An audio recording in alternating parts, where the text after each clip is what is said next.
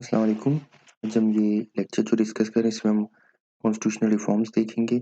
British जो हिंदुस्तान में हुकूमत करने आई थी, तो उन्होंने यहाँ पे जो है कॉन्स्टिट्यूशन जो है कानून जो है राइटिंग फॉर्म में हुकूमत की। तो बहुत सारी चीज़ें जो वो लाते रहे, करते रहे, वो इन सारी राइटिंग्स में थी। तो उसमें जो है वो कॉन्स्टिट्यूशनल रिफॉर्म्स थी, बहुत ज़्यादा थी, लेकिन जो इनमें इम्पोर्टेंट है उनको हम देखते हैं। असल ब्रिटिश ने जो है इसमें जो अच्छा उसमें एक चीज़ ये थी, इन्होंने जो रूल है वो कॉन्स्टिट्यूशन लॉ के मुताबिक की।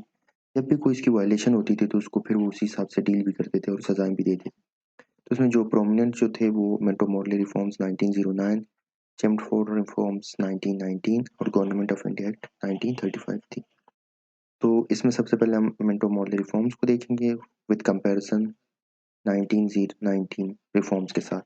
उसके बाद हम गवर्नमेंट ऑफ इंडिया एक्ट 1935 को अलग से देखेंगे।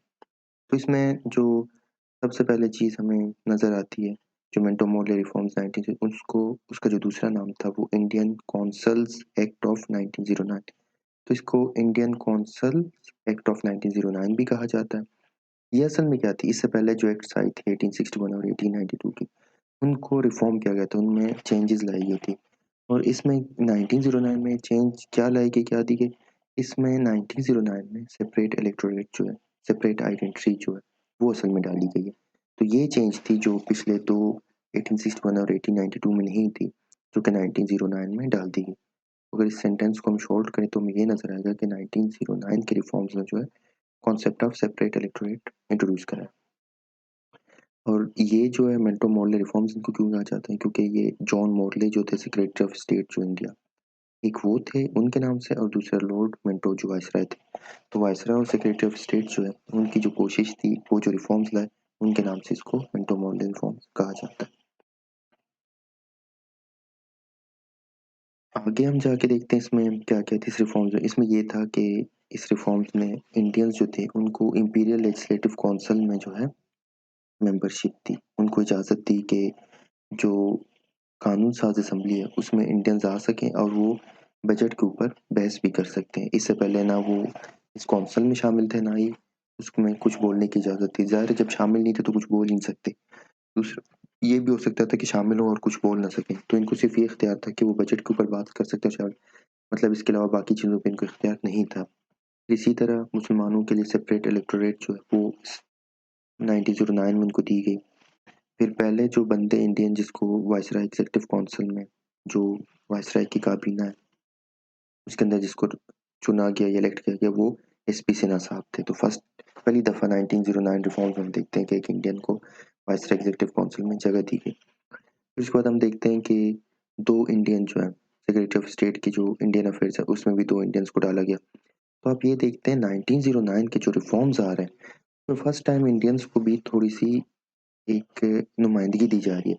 इससे पहले इंडियंस को कहीं पे कोई नुमाइंदगी नहीं थी, उनको बाहर ब्रिटिश रूल कर रही थी और इनकी कोई सही नहीं थी। तो फर्स्ट टाइम इस रिफॉर्म्स में हम देखते हैं कि इंडियंस को भी जगह दी जा रही है, उनकी बात सुनी जा रही है।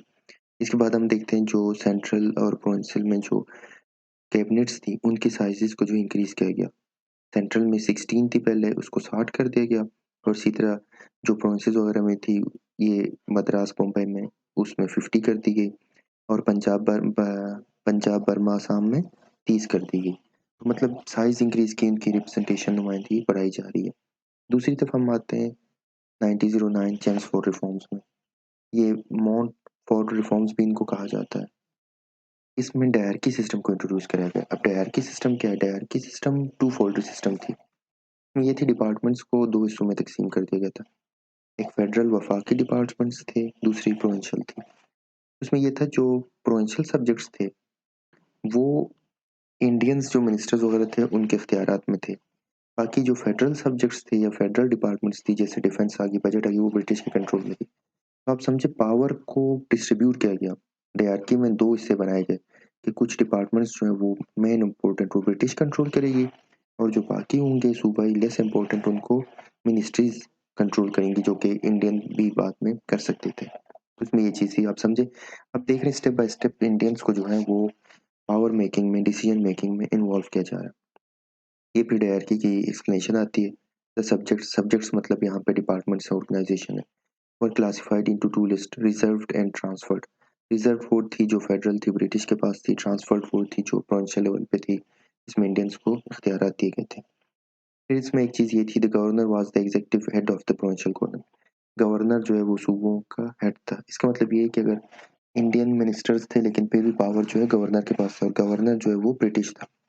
पावर इनको दी जा रही थी लेकिन असल कंट्रोल फिर भी ब्रिटिश के पास थी। फिर इसी तरह वाइसराय जो एग्जीक्यूटिव काउंसिल थी, उसके 8 मेंबर किए गए जिसमें से 3 इंडियंस थे। मतलब इंडियंस को जगह आप देख रहे हैं जैसे 1909 के रिफॉर्म्स में थी, अब 1919 में भी इनको मिल रही है। इससे लेजिस्लेटिव असेंबली जो है उसकी तादाद को जो है इंक्रीज किया गया। 70% जो मेंबर्स बीइंग इलेक्टेड, उसकी तादाद इंक्रीज हो रही है। इंडियंस को आहिस्ता आहिस्ता इन्वॉल्व किया जा रहा है। इससे बाई कैमरल लेजिस्लेचर जो इंट्रोड्यूस किया गया जिसमें 2 हाउसेस थे, जो आजकल भी आप देख रहे हैं बाई कैमरल सिस्टम है हिंदुस्तान पाकिस्तान में। लेजिस्लेटिव असेंबली और जो है काउंसिल ऑफ स्टेट, ये जो आजकल हम कहते हैं नेशनल असेंबली और सेनेट जो है, ये वो चीज़ें थी। फिर से हम देखते हैं पहली दफ़ा जो है 1919 में पब्लिक सर्विस कमीशन जो है वो बनाई गई। जैसे आज कहते हैं कि आप पंजाब वगैरह में पीएमएस होती है, बलूचिस्तान में BPSC Balochistan public service commission है। तो जो एग्जाम 17 और उसकी पोस्ट के लिए रही, तो फर्स्ट टाइम वो हिंदुस्तान के अंदर इस्टेब्लिश की गई। तो इन दोनों रिफॉर्म्स में ये नज़र आता है कि ब्रिटिश इंडियंस को आहिस्ता आहिस्ता पॉलिटिक्स में, पावर मेकिंग में ला रही है, आहिस्ता आहिस्ता उनके साथ पावर शेयरिंग कर रही है। अब इसके बरक्स हम जाते हैं जो एक और रिफॉर्म था गवर्नमेंट ऑफ इंडिया एक्ट 1935 में। अब ये इसका जो पूरा नाम था वो क्या था? पूरा इसका नाम ये, an act to make further provision for the government of India. इसका पूरा टाइटल ये है जिसको शॉर्ट में हम गवर्नमेंट ऑफ इंडिया एक्ट 1935 कहते हैं। इसमें क्या-क्या चीज़ें थी? इसमें ये था, ये सबसे बड़ा ये जो एक्ट था, ये जो बिल था, ये बहुत बड़ा था। इसका एक हिस्सा जो इंडिया के साथ डील कर रहा था, दूसरा जो है बर्मा के साथ कर रहा था। बर्मा वाले को हम डिस्कस नहीं करेंगे, हम सिर्फ इंडिया वाले को डिस्कस करेंगे, क्योंकि बर्मा एक अलग टॉपिक पे जाएगा, अलग चैप्टर, तो इसलिए हम उस पे नहीं जाएंगे। उसमें क्या क्या चीज़ें इंपॉर्टेंट पॉइंट्स थी वो हम डिस्कस करेंगे। Sindh was carried out of the carved out of the Bombay presidency. अब जिन्ना नेहरू रिपोर्ट और जिन्ना 14 पॉइंट्स बने, तो उसमें ये बात की है Sindh should be separated from Bombay. तो 1935 में सिंध को जो है बॉम्बे से अलग कर दिया गया।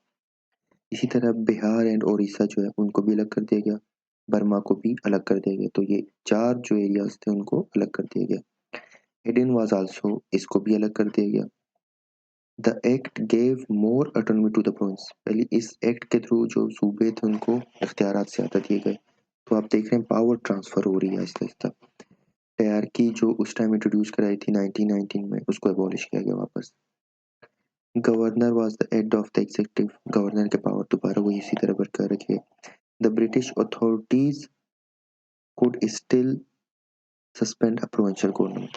अभी आप देख रहे हैं इसमें इंडियंस को नॉमिनेट किया जा रहा है, पावर दी सबको, लेकिन उसके बावजूद भी जो लास्ट पावर्स है वो ब्रिटिश अपने पास रख रही है। तो ये जो एक्ट्स आप पढ़ेंगे आपको नजर आएगा कि ब्रिटिश आहिस्ता आहिस्ता पावर्स जो है इंडियंस को दे रही है। और पावर देने से क्या हो रहा है, इंडियंस जो है उनमें शऊर बढ़ती जा रही है और आहिस्ता आहिस्ता वो डिसीजन मेकिंग में आगे आते जा रहे हैं, पावर शेयरिंग में आ रहे हैं, और इसी वजह से उनमें सियासी शऊर आ रही है, जिसकी बदौलत बाद में आहिस्ता आहिस्ता वो इस जो शऊर इनके अंदर है, इसी शऊर की बदौलत जो है वो आगे जाके अपने लिए आज़ादी के लिए जोर लगाते हैं और बाद में ब्रिटिश से आज़ादी ले लेते हैं। तो ये रिफॉर्म्स थी जो वक्त के साथ आहिस्ता आहिस्ता आती गई, जिनके मेन पॉइंट्स ये थे। थैंक यू, अल्लाह हाफिज़।